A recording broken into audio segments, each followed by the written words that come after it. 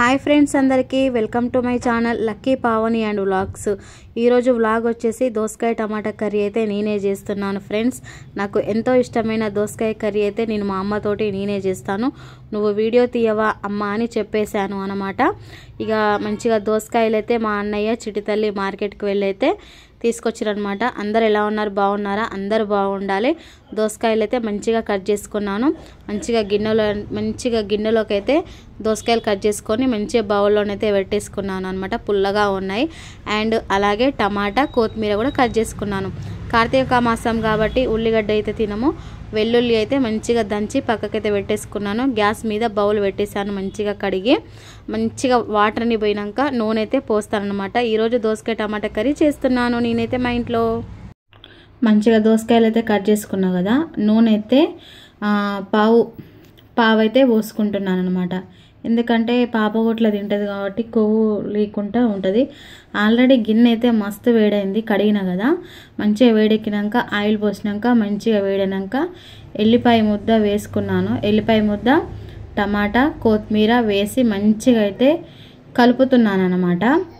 ఇక అల్లం వెల్లుల్లి పేస్టు, పసుపు, ఉప్పు అన్నీ ఉన్నాయి.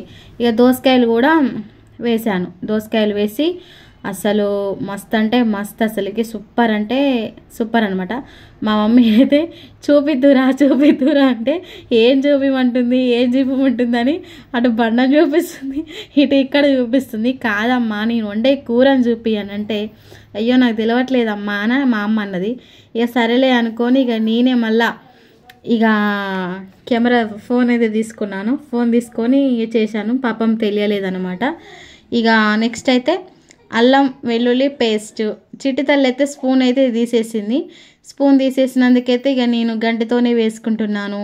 వేసుకొని మళ్ళీ పసుపు అయితే వేసుకుంటున్నాను. పసుపు చేదు ఉంటుంది కదా, ఎక్కువైతే అంటే తక్కువ వేసుకోవాలన్నమాట. అందుకోసమే ఇంకా పసుపు అయితే కొంచెం అయితే వేసాను. మళ్ళీ ఇంకొక కొంచెం అయితే పసుపు వేసాను. వేసేసి ఇంగ్రీడియంట్స్కి పట్టాలన్నమాట. అల్లం వెల్లుల్లి పేస్టు, పసుపు ఇవన్నీ టమాటా ముక్కలకు పట్టిన తర్వాత ఇంకా దోసకాయ ముక్కలు అయితే వేసిన. నేనైతే మంచిగా దోసకాయ ముక్కలు వేసి ఇక అల్లం వెల్లుల్లి పేస్టు, పసుపు అంతా కలపాలి. మంచిగా టమాటా కూడా మస్తు అంటే మంచిగా దగ్గరికి మంచిగా మెత్తగా ఉడికిందనమాట.